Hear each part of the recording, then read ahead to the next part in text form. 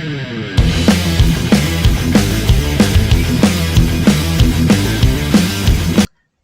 up mga katropa? Magandang araw sa inyong lahat. Bago tayo magbalik tanaw sa laban ni FIDE Master Sander Severino versus Jerry Areque ay huwag niyo pong kalimutang mag-subscribe at i-hit ang notification bell na all para mabigyan ko kayo ng isang chess ebook. Siyempre, ipa-flash ko ulit ang mga ebooks na meron ako tapos piliin ang gusto nyo at ibibigay ko.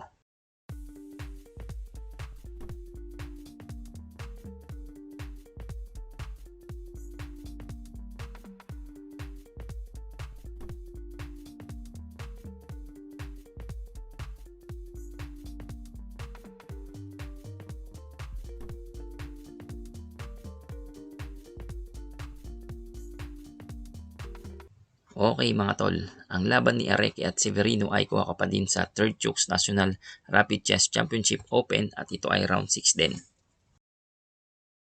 C4, E5, G3. So yung laro nila ay English opening. Knight F6, Knight C3, Bishop B4, Queen C2, Castles, Bishop G2, Rook E8, A3, Bishop takes C3. So kinain na agad ni Sander yung Knight sa C3. Ang ginawa naman ay Queen takes C3. At dito ay nag-E4 si Sander. So ito, novelty move ito. Sayang kung registered sa ng tournament sa chessbase.com, talagang magiging official yung novelty move niya. Meron na kasing nangyari dati ay nag D5 yung itim dyan. Tapos ang nangyari ay panalo yung itim dyan. So balik tayo sa E4. Ginawa naman ay nag D3. Nag D3 para ma-neutralize agad yung E4 pawn ng itim dyan. Tapos nag H6 naman. Nag H6 para walang bishop G5 na mangyayari. Tapos nag E takes E4 na nga. Mas maganda daw sana kapag ka nag B3 para makapag bishop B2 tapos may future target sa E7 ng itim. Pero ganun pa man nag E takes E4. Knight takes E4 and then Queen C2. Queen E7. Mas maganda daw dito pagka nag B5. Yan. Ano bang mangyayari pagka kunwaring kinain ng puti yan? C takes D5, Queen takes D5, Bishop E3, Knight C6, so development, nag-Knight F3, tapos Queen A5. So ang pangit naman pagka pumunta yung hari dyan sa F1 or D1. Kaya ang gagawin ay tatakpan, let's say Knight D2, tapos Bishop F5, Queen C1, so umilag yung Queen. Kasi baka mamaya biglang kainin yung Knight sa D2, ay ma-open yung Bishop doon. So ang ginawa naman ay Queen C1, tapos Rook A D1. So dito after Rook A D8, sorry. So after Rook A D8, mas maganda daw yung posisyon ng team dito. Kasi yung hari ng puti dito nasa center pa. So balik tayo sa Queen E7. Yan.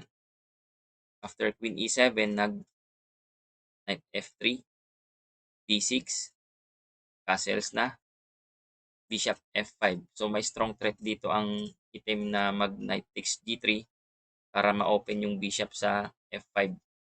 Tapos may threat siya sa Queen sa C2. So ang ginawa ay Queen D1, Knight C6, E3, A5, Knight D4, Knight takes D4, E takes D4, Queen D7, Rook E1, C6, D5, C takes D5, Queen takes D5. So dito, after Queen takes D5 ay may threat ang puti na kumain sa Knight sa E4. And then, syempre inalis, nag-Knight F6, Rook takes E8, Rook takes E8, Queen takes A5.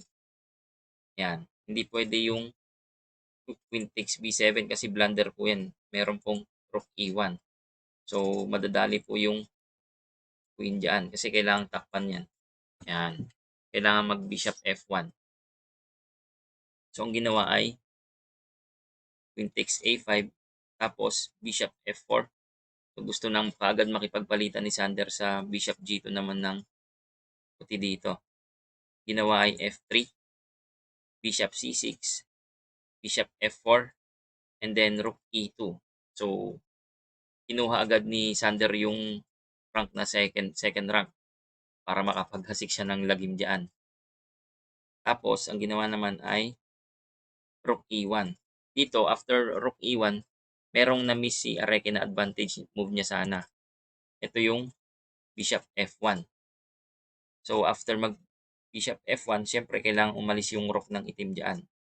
Let's say rook takes B2. Yung purpose kasi ng Bishop F1 dito para makapunta sa D3 tapos sa kanya na yung diagonal na B1 to H7. So, sayang yun. Tapos, kapag kunwaring nag-rook takes B2 naman ang itim dito, meron kasing Queen C3, Rook B6, Bishop takes H6, G takes H6, and then Queen takes F6. So yan, mas malupit yung posisyon ng puti dito tapos madaming pawn islands pa yung itim dyan. Ito, 1, 2, 3, 4. Layo-layo yung mga pawn ng itim dyan. Samantalang yung white is, yan, isa, dalawa, tatlo lang. Okay. So balik tayo sa Rook E1. Yan. Nag-Rook C2 naman si Sander dito. Mas maganda daw sana kapag ka nag-Rook takes B2 para equal pa din yung laban. Yan. Pag nag-Rook takes B2, Queen C2, Rook A2, Bishop takes H6, Queen F5, and then Bishop D2, D5, C takes D5, Knight takes D5, Queen D4, and Queen C2. Ayan. So yan, equal pa din yung laban nila. Pero ang ginawa kasi ay nag-Rook C2. Yan. Tapos, ang ginawa naman ni Jerry dito ay nag-Queen B4. So, mas maganda pa din na gawin niya yung Bishop F1 para meron talaga siyang advantage. Kasi hindi naman na mapipigilan yung Bishop D3 na move eh. Magagawa talaga yan. Tapos magkakaroon ng magandang activity yung light square bishop sana. Pero ang tira nga dyan ay nag-Queen B4. Yan. So, after Queen B4, nag-D5 naman si Sander. Meron siyang na-miss na tira dito eh. Yung talagang magkakaroon siya ng advantage. Yung tira dito ay G5. Yan. So yan talaga yung top choice ni Stockfish. Tapos dito, walang matinong reply yung puti. Let's say nag-Queen takes D6. After Queen takes D6, ang mangyari kasi ay He takes F4. Queen takes F4. Hindi po pwede yung Queen takes F6 agad ah. Yan. After Queen takes F6, meron kasing Queen D2. So, mahihirapan na po yung puti dyan or patungong mate na. Wala na kasing depensa dyan eh. So, ang ginawa ay Queen takes F4 muna. Tapos, Rook takes B2. Queen takes F6. And then, Queen D2. So, similar pa din yung mangyayari. Kapag ka ganyan yung move, Queen takes D6. Tingnan naman natin pagka Bishop takes D6. Yan. Bishop takes D6. G4. So, ang gusto ay nag-G4 para kung sakaling kumain ay merong namang threat na Rook takes G2 check. So, after G4, Queen B3, Rook takes G2, King takes G2, G takes F3, and then King G1. So, napakagandang tingnan yung F3 pawn ng itim dyan. Paano naman kapag ka nag-Rook C1? Oops. Yan. Pag Rook C1, syempre, Rook takes G2, nagpa-quality down, pero may King takes G2, and then G takes F4. So, dalawang pyesa kapalit ng isang rook. So, balik tayo sa D5 na move ni Sander. Nag-D5 and then nag-Queen B3. So, dito, mas maganda sana pagka nag-Rook C1. Yan. Para maka-equalize yung puti. Kasi, kapag ka, kunwaring, C takes D5 yan, C takes D5 is bad move po yan kasi merong Queen takes D5. So merong threat sa G2. May threat sa G2, Rook takes G2 tapos makakain yung F3 na pawn. Pero ang ginawa kasi ay nag B3. Yan. So after Queen B3 merong Bishop A4, Queen D3. So ayos yung Queen D3 niya para makapag B3 para makapag takes ng rook or bishop sa A4. So may intention siyang mag B3. Pero ang ginawa dyan ay D takes C4, Queen takes D7, Knight takes D7, Rook C1, Rook takes B2, Rook takes C4, Bishop C6, Rook D4, G5, Bishop D2, Rook B3, Bishop B4, and then Knight E5. So yung Knight E5 niya is pogi-pogi. Nasa gitna tapos marami siyang kontroladong square dyan. And then ang ginawa ay nag-Bishop D6. So threat lang sa kanyang Knight sa E5 and then Rook B1, King F2, Rook B2, King E3. So yung King E3 niya, mas medyo delikado kasi baka mamaya makapunta yung Rook sa E2. May tendency na mamamate. Kapag ka nag-King E1 daw, meron pang dalawang square na mapupuntahan. So balik tayo sa King E3. Nag-Rook B3. Dito, merong na-miss ulit na advantage move ang itim dito. So dito ipapag-guess ko sa inyo. Pause nyo yung video tapos i-guess nyo. Okay, so ang tamang sagot ay Bishop B5. So ang lakas ng Bishop B5 para makapag-Rook E2. After Bishop B5, kapag ka nag-Rook B4, ang move dyan ay Knight C4 or Rook E2. Yan, Knight C4 or Rook E2. Ano bang mangyayari pagka nag-Rook E2 muna? Rook E2 and then King D4. So yun lang yung square na available sa kanya. Knight C6. Yan naman pala yung mangyayari kapag ka nakapag Rook E2. So maka-quality down. Tignan naman natin kapag Knight C4. Knight C4. Dito may pwedeng Rook takes C4 or King D4. Pero tignan natin muna yung King D4. Yan. King D4. Rook takes G2. Bishop B8. So iniligtas yung Bishop B8 kasi kapag ka nakipagsabayan, kunwari Rook takes B5, meron kasing Knight takes D6. So ang nangyari dyan ay one piece down na yung puti. Tapos medyo mahirap nang ipanalo yan. Yan. Tignan naman natin yung Rook takes C4.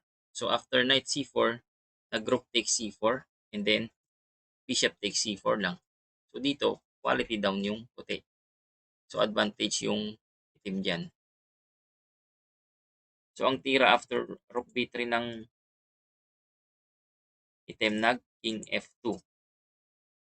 After King F2 nag F6 naman yung itim. So dito meron na namang misadvantage move ang itim dito. So napakaraming chances pala na na-miss si Sander dito. Merong sanang mas maganda na Knight D3. So mapipwersa yung puti dyan. King F1, Bishop B5. So ayun no, may tagos papunta sa King F1. After Bishop B5, nag A4. Yan.